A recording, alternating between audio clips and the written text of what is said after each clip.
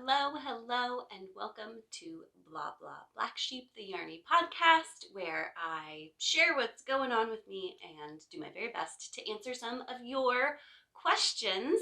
I am Sarah Korth of SEK Handmade, and I am so excited to be back here with you for episode number 2 of Bla Bla Black Sheep, and I'm practicing saying Bla Bla Black Sheep because it's a bit of a tongue twister. Uh-oh, did I lock you in? I'm gonna let Weston out just a second. It's okay, go ahead.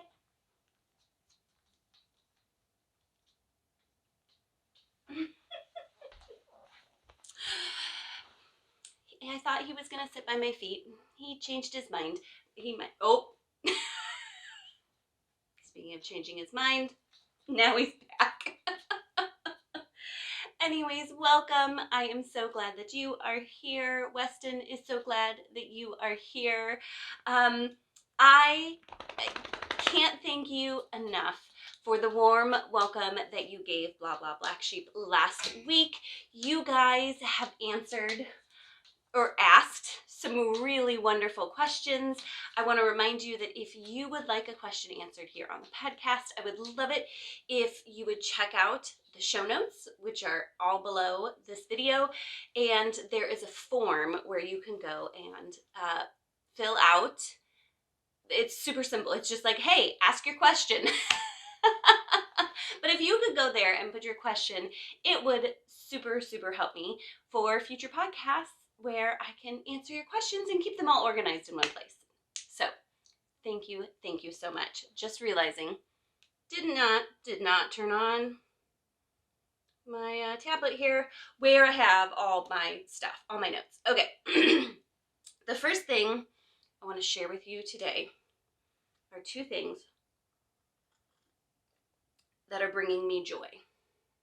Are you ready for this? They're very serious. No, they're not. The first thing that is bringing me so much joy, are you ready for this?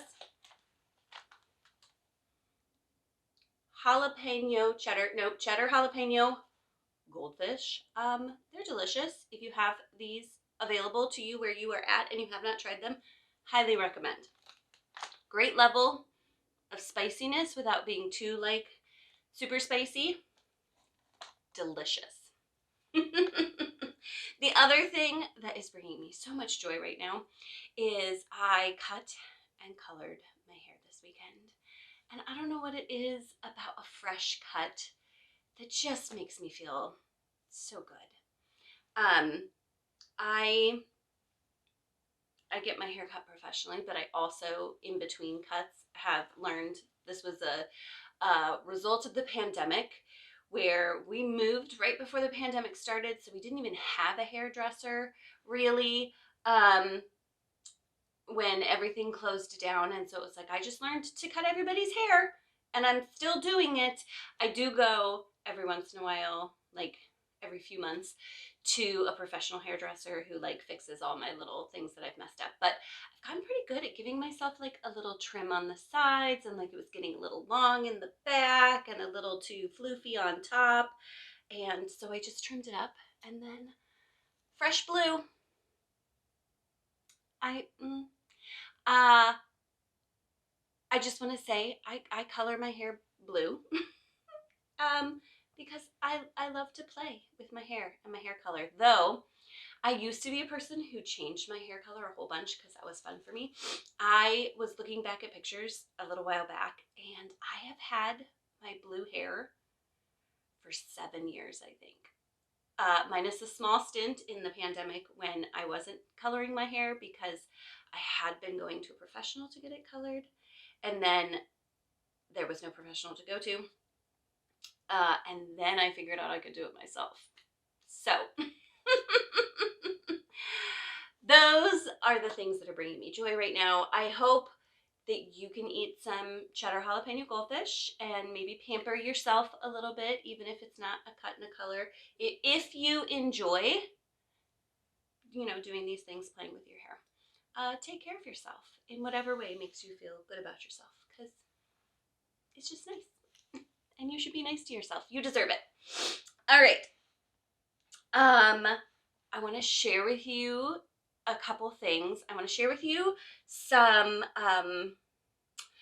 small businesses that I'm loving right now. And then I just happened to, literally before I started recording, I walked out to my mailbox, which is just outside my front door. It hangs on the front of my house. And like a responsible adult, I had not gotten my mail in several days, even though it's right there.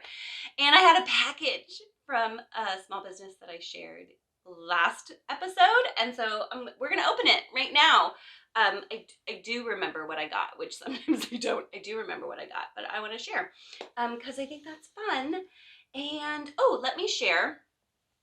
I am wearing my Arlitt Cowl, and the Arlitt Cowl is originally worked in a gradient ball in 2 colors, but I had always, since the moment I designed it, I had thought, you know what, that would be a lot of fun in some mini skeins.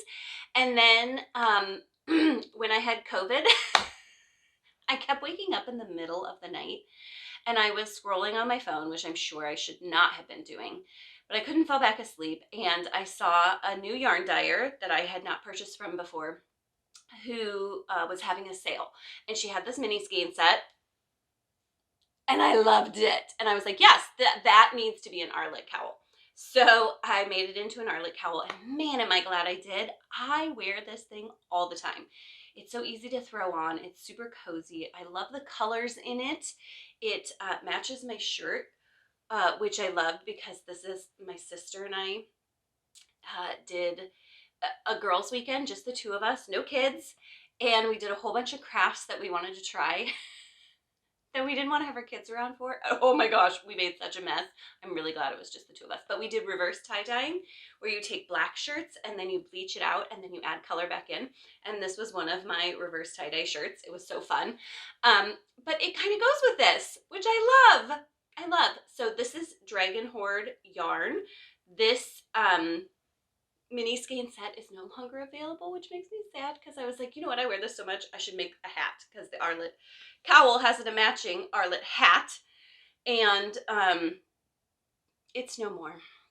So I'm gonna have to think on that, but I will link that below too, so that you can go check out her yarn. I highly recommend. I love the mini skein set. She does lots of really cool colors, so you should check her out. Okay, I'm gonna share with you my earrings. Are you ready for this? They're tiny this week, but they're so adorable. I saw these at my local yarn shop. It's a tiny sheep. Aren't those so cute? I love dressing up and wearing like dangly earrings. That was one of the things that I missed when I had little tiny kids. You know, when you've got toddlers and babies, you can't have big dangly earrings. They grab at them, and I like having my ears pierced, so I didn't want them to yank them out and then not have be able to wear earrings. So I went to wearing a lot of studs, and so on more casual days, a lot of times I'll wear like a little stud, and I'm obsessed with these little sheepy studs. Can you guess where they come from? Cheeky Ceramics. Who I shared my mug last time was by Cheeky Ceramics. Local artist who is local to me. I can't wait to share. She's working on a custom mug for me with sheep on it. So love. Again, I'll link this below. I'm gonna give her a little warning because I didn't tell her I'm sharing her stuff, and but I'm pretty sure she takes custom orders. So if you were like, hey, saw those little sheepies, can I have some? She'd probably say yes. Okay, let me share my mug with you. This is another one of my handmade mugs, and it's, I'm gonna be honest, one of my favorites. It's a really thick, sturdy mug. It keeps my coffee warm extra long. It has this super cool texture, and then can you see that color at the top? Like that right there? That's my color. That is my color. It's my favorite. I love it. It's all around the rim on the inside too, which you can see a little bit. I love it. And this has the best story. Are you ready for this? So my husband is a chemist, and after he finished graduate school, we moved to, well, he did graduate school in Tucson, Arizona, which was very far from family. We're both from the Midwest. My brother lives in Phoenix, so we had my brother close, which was nice. But we lived in Tucson for 8 years while he was in graduate school. And then we knew that we missed the seasons. I missed fall, something awful while we were there. There is no fall. And then, I mean, there's fall, but it's not the same. It's not the leaves and the changing and the prettiness.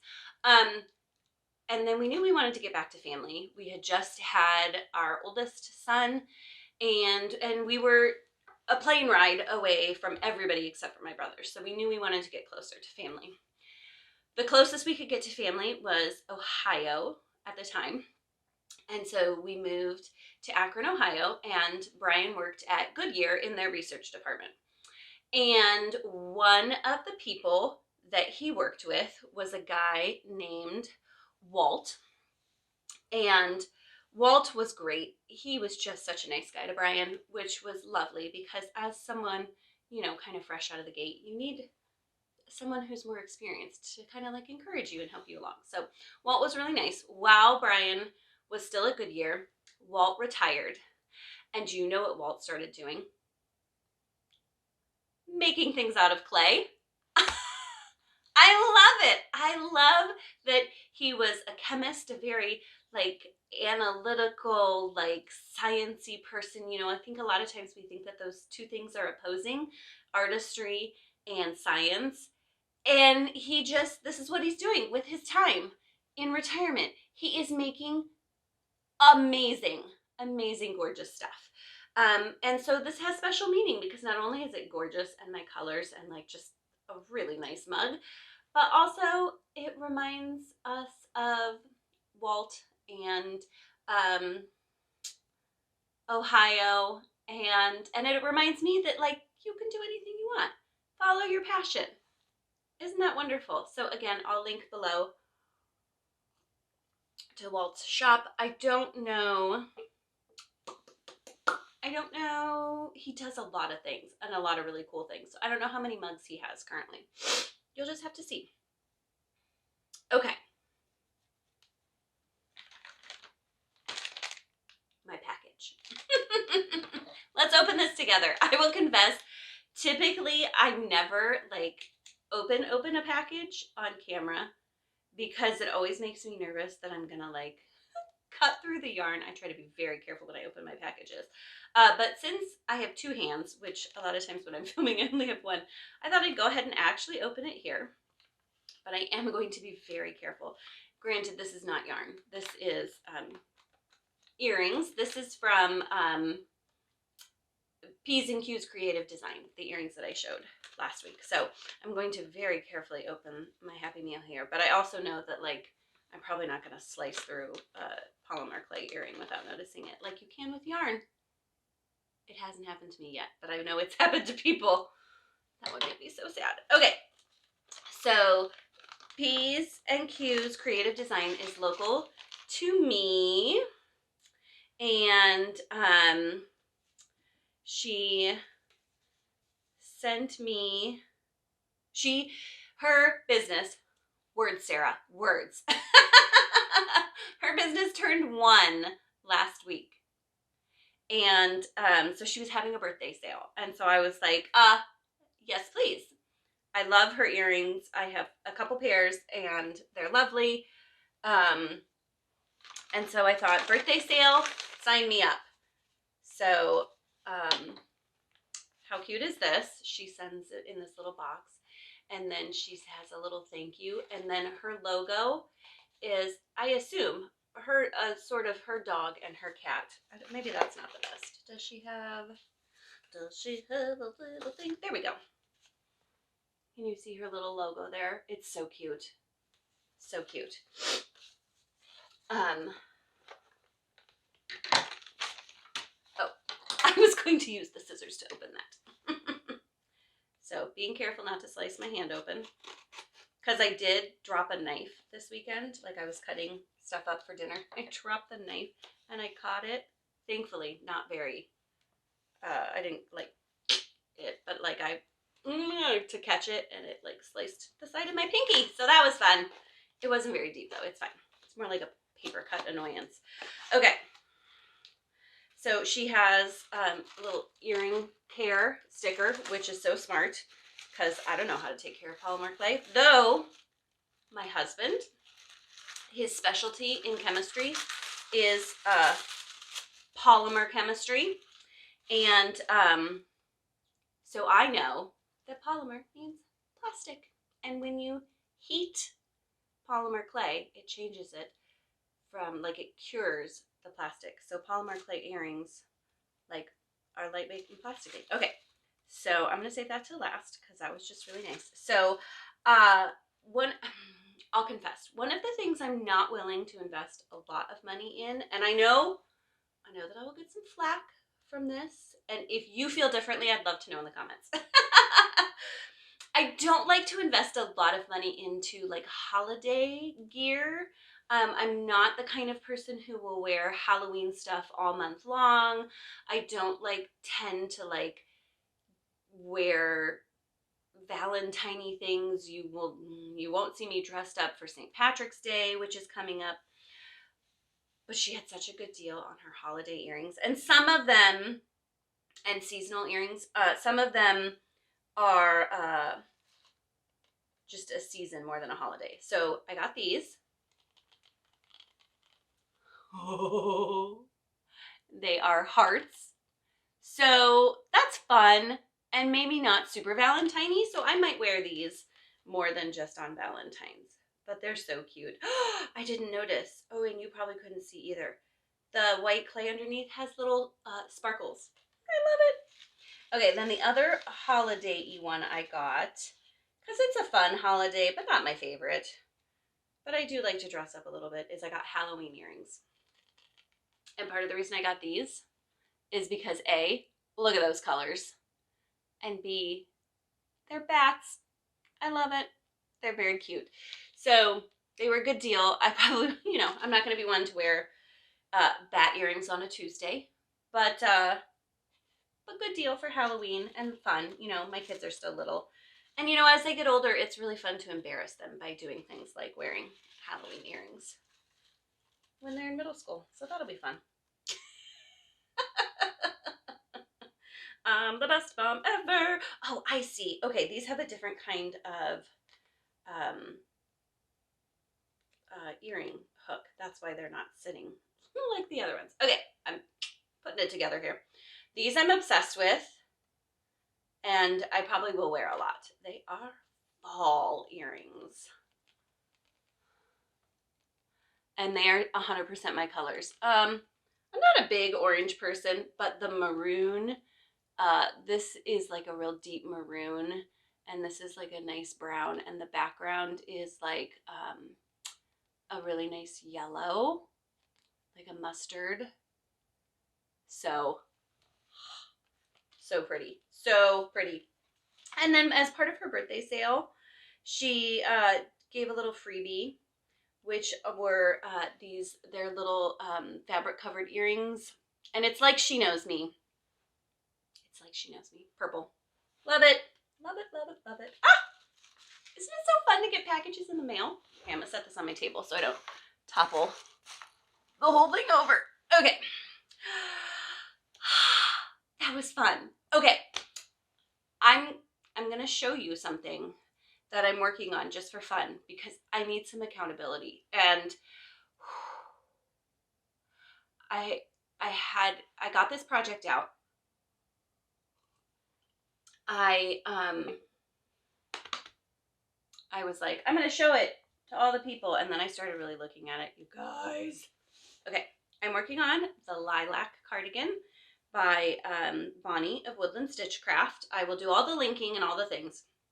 But I started looking at it this weekend. I was all excited. I thought I was to the underarm. It's bottom up. I've made some serious modifications to this. And I started thinking, so I started looking at it, and can you tell how much more narrow I am at the bottom than I am at the top? My gauge changed. I don't want to, but I think I'm going to frog back, because the other thing I didn't consider in modifying the cardigan is that I needed, like, I just thought, I measured it like a sweater. I thought, oh, my bust distance, like, that's my biggest part. As long as it fits there, we're good to go. Bust distance. Circumference. Anyways, I thought as long as we're good there, we're good to go. And then in thinking, like, where am I going to place the arms and stuff? Because I'm modifying the pattern. If you're making the pattern just like Bonnie tells you, she's already figured all of this out. I realized that when you make a cardigan, you have panels, you need a little space for your neck in the back. So the smaller distance, I think, is fine. It's that bigger distance that now I've created with my gauge changing that's less fine. So I think I'm going to frog back. But I bring it to you so that you can pester me in the comments and be like, hey, how's your lilac cardigan coming? And then I will, like, work on it more. So I got the bottom in that really pretty gray and teal, and then I'm gonna put this in the top. What? So, like, at the shoulders, it's gonna be really bold, and then, like, partway down the sleeve. And then depending on how much I have left and how it all works out, I think I'm gonna do the edging in this too, because wouldn't that be fun? Okay, so that's my lilac cardigan. Let's get to answering some questions, because I have already babbled on for a long time. Lesson learned here. Maybe I need to bring a few fewer things to chat about. Okay. Questions. Again, if you have a question you'd like me to answer, I would love it if you check out the link in the show description and leave it there so that I can find it and answer it. Yay. Ooh, if you have a small business owner that you think I should check out, whether it's yourself or someone else, put that in the comments and I will check them out. All right, question number 1. I have made several crochet hats and I don't wear them much because they don't fit super well. How can I get a better fit? Great question. Okay, so a few tips. 1, know your head. And that seems silly. But I think when we think about a cardigan, let's say, we measure ourselves and we know, oh, my bust or my tummy or my shoulders, whatever your biggest part is, that's where I need the fit to be sure I go around, or it's going to be too small. And we know you need to know that measurement or your cardigan isn't going to fit. But we don't ever think, like, maybe I should measure my head. We walk around and see other people's bodies and know that all these bodies come in different sizes, but we don't think about the fact that that includes heads. People's heads are different sizes. Have you thought about that? Probably not. I have had, not a lot, but a few people say to me, the hat doesn't fit. And I say, well, what's your head circumference? And they say, well, I don't know. And I say, well, measure it, please. And they will measure, and ta-da, their head circumference is significantly larger than the intended fit of the hat. So you need to know how big your head is. And hopefully then your pattern will tell you how big the circumference of the hat is, and then you need to compare the two. If it's fairly close, even a crochet hat, if the stitches are stretchy enough, will the hat will be a little smaller than the final size it's intended for, and you'll still be okay. But generally speaking, I would say a lot of hats are intended for like a 20 to 22 inch head. And so if you are a person, and like a 9-inch height, that's kind of like standard. If you are a person who has a 24-inch head, which may very well just be, I taught a beginner hat class, and one of the ladies, she doesn't have a big head, but she has the most luscious curly hair. Well, you got to take that into account, because you got to put that on your head. Like, your hair's there when you put your hat on. And I don't know much about curly hair, but I assume you don't want to, like, squish it down as tight as possible or your head will look funny when you take your hat off. So you got to take those things into account. So know your head size and compare it to the intended fit of the pattern, like what the pattern is supposed to fit. Because if it's significantly bigger or significantly smaller, which I'm talking like 2 inches, if you're going 2 inches in either direction of how the hat is supposed to fit, it's probably not going to be ideal.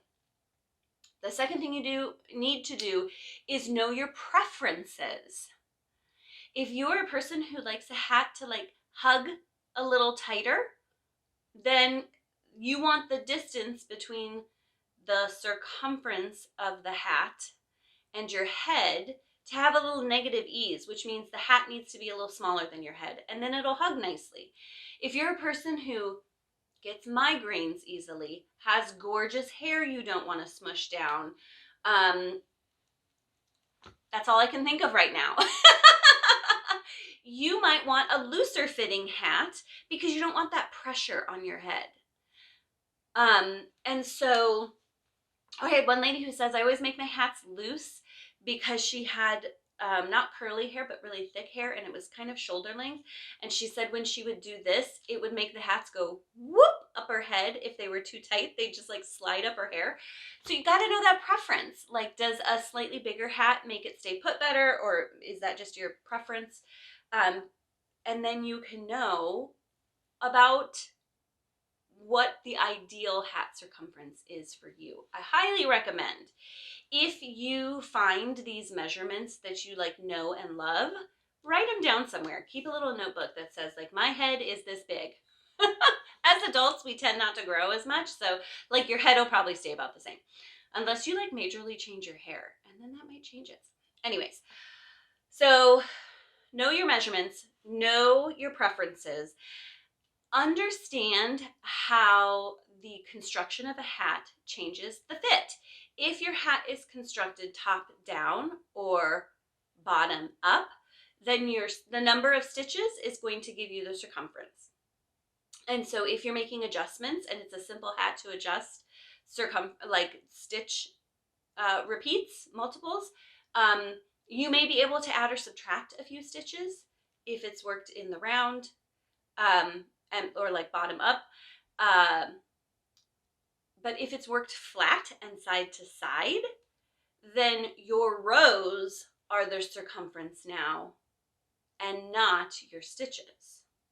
So if it's worked flat and then like in a rectangle and then seamed and then cinched in at the top, your stitches are your height, and so that's how you'll adjust your height, and your number of rows are your circumference. So that's important to think about when you're thinking about adjusting the fit. If you're working a flat hat, generally speaking, it's super simple to just add a couple more rows or take away a couple rows to adjust the circumference. And then my last suggestion is, I think we think about and get excited all the time to try on sweaters, but man, try on your hat. Don't get a whole hat's worth in before you put it around your head and see how it goes. Now, don't do your chain in the first row and be like, oh no, it doesn't fit. That's not enough. But get a couple inches in and put it on your head and see how it's going. So try it on. Those are my suggestions for making a better fitting hat. Okay. Next question. Hi, Sarah. Last week you talked about how crochet stitches are less stretchy than knit stitches. Are there certain stitches that stretch more or less? Yes, there are. And these are things to maybe keep in mind. It's hard to know for like all the stitches in the world unless you've tried the stitch before. But generally speaking, the longer the stitch, the more the stretch. So if you are working a hat that is working a stitch that's like a single crochet, it's probably going to be a pretty stiff fabric. There's less stretch in a single crochet than a half double crochet, than a double crochet, than a treble crochet. Like the more distance, the longer your stitches get, the more space there is between all of the stitches, and that allows for more stretch, generally speaking. So the taller the stitch, the more stretch there is. Working in one loop only, whether it's the front loop, the back loop, the third loop. Generally speaking, working in one loop only allows for more stretch, so be aware of that. And then open and lacy stitches stretch more. You don't find a lot of lacy stitched hats necessarily, but if there are some more open stitches within the pattern, then it'll have more stretch to it. That's another thing to consider if you're making a garment or a cowl or a shawl. The more open the stitches, the more stretch you're going to get. My one caveat here is fiber content can make all the difference. So if you're working with a super stiff yarn, all your stitches are going to be stiffer and there's going to be less stretch. If you're working with a super stretchy yarn, all the stitches are going to stretch more. So it's a combination of both, which is what makes it a little tricky, which is why you should try it on. All right, one more question. Oops, go away. Did not mean to do that. Okay, I hate gauge swatching. Do I really need to gauge swatch for a hat? Last week I talked about how important gauge was, and that's potentially the thing that's mucking you up when your hat doesn't fit. But I get it. People hate gauge swatching. I have learned to embrace and love the swatch. So do you need to gauge swatch for a hat? The official answer is yes. Do I gauge swatch for a hat? No, I don't. I mean, unless I'm designing a hat. But if I have had my own hats, not following my own advice, learn from my mistakes. I've had my own hats not fit because I have not swatched a different yarn, and they made a difference enough that the hat wasn't great, and I had to frog it and try again. So do as I say, not as I do. Trying your hat. I would have known if I had tried it on, just even partway through. I don't tend to gauge swatch for hat. Here is why. When you're working in the round, unless I'm testing, do not let me give you the impression that if I'm testing a pattern, I don't gauge swatch. Always gauge swatch when you're a pattern tester. That is incredibly important. That's probably the one situation where I always gauge swatch.